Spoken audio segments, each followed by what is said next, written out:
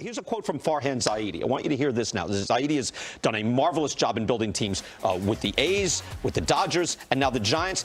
And he comes up because people say, hey, you won 107 games last year. Where are you this year? We want to be careful that we don't take fan frustration and have it influence a decision that hurts the franchise in the long run. Baseball's a sport where 1 through 26 on your roster really matters when you start saying, we need a right-handed batter, we need a closer that's going to solve everything. He goes on to say, you can make mistakes, and you've seen that through baseball history. Some of the biggest front office mistakes have happened when teams think one player is going to be the difference. Interesting, isn't it? I would love to ask Farhan if he thinks the Buster Posey absence, that one player, that team leader, is making a difference this year and why the Giants aren't the 107-win team. Because I would argue with Farhan and being in that clubhouse that Buster Posey was the unanimous leader in the clubhouse. And I know that he can't make one decision or one play, but what he does on a daily basis for the rest of the guys does. Well, to be fair, though, that was a draft and develop grand slam. Correct. When you draft and develop Buster Posey and he becomes that guy, a catcher, right, that's what the game is all about.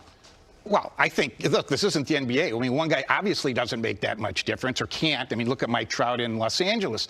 But clearly, having those guys is the way you got to win. You need the superstars if you're going to win. And I think, you know, San Francisco's going to go find them. Most of these big free agent deals, Al, the thing you're trying to buy is certainty because you have a track record, but what you get is a depreciating asset in front of you. So, you know, again, the famous saying in baseball, this is not an analytics thing, you know, you're paying for a guy's 20s and you're getting his 30s. Yeah. And that you saw the list of free agents that we had from 2015.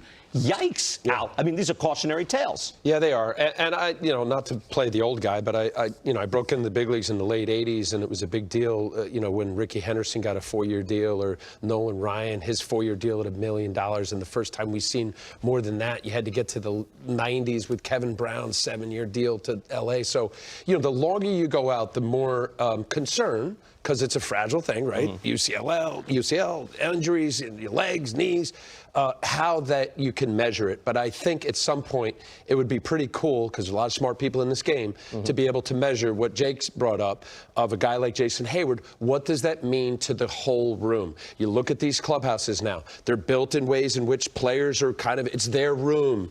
The coaches are, and the managers like in another hallway. I was at the Marlins. Tommy Sant sat right next to me in the locker room when Jim Leland was the manager. So, you know, it's important to have those players, the Jake Peavies or whomever. Well, it was outliers. You were sitting down there in those last years of your career in Miami with Josh Burnett and, AJ Burnett and Beckett and those guys, Dontrell, and giving those guys the experience. But what was your deal then? Were you on 1 year or 2 years? I was on a 1-year deal. Right, because you were the veteran for hire. By the way, I want you to, right after that, I wrote my book, right after that came out, this free agent class. And and you killed me. It was considered, not Al Leiter, and I should have done more on Al Leiter. But here's my quote. It started, and it was considered outrageous at the time. It was on free agents. I did a total study on free agents, and I saw it was, you batted basically 50%. On free agents. You thought you were getting 90%? No, 50%. And I wrote, I have a theory. I believe a team, even a big money contender, would benefit by adhering to the following principle. Never sign a big money free agent. I mean never. Wait, I go on, Al. This is like I'm reading time for Al. I have an audiobook. I can read to you in the car. More specifically, never sign a player old enough to be a free agent to a long-term deal. You'll want to. You will think a free agent you covet will be the one who will be different, the one who will age well. Your guy will definitely be the guy who defies the odds. Sure he will. You know how many times I say that now when we were talking even in our meeting, and I was saying, wait, for Freddie Freeman, age 31, 36? No, I would have signed Freddie Freeman. Sure he will. Like, again, I don't think they'll regret that, but most times you think you won't, and you do. So it's intoxicating and it's emotional. So what you're saying, which is what happened, which a lot of players don't necessarily like, when you got upstairs referring to Jake Peavy as an asset, like he's some sort of thing on the ledger with respect to P&L. But yeah, I think it is very difficult, and that's why you have to have pure numbers guys in the room, because emotion sets in.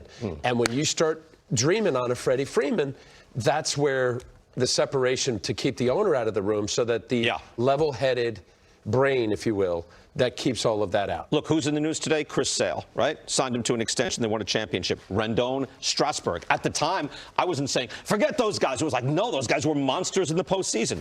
That's right. How'd they work out? No, it hadn't worked out well. You know, the long-term contract. I'm with you, BK. I'm going to agree with you here. What? The long-term contract. No, please go on. The long-term contract just doesn't seem to work out in those latter years. And the only way that I think it does is if you've identified a really good guy who's invested in your organization and going to make a difference in other ways, not on the field. It's an unbelievable carrot, knowing that I'm a free agent in a year from now or 2 years from now. Just saying. It just. Yeah, well, whatever incentivizes you. Right. I'm saying, you sign a 10-year deal, and a lot goes on in 10 years. Yeah. The show's almost ending. All right, here's for you on the thing.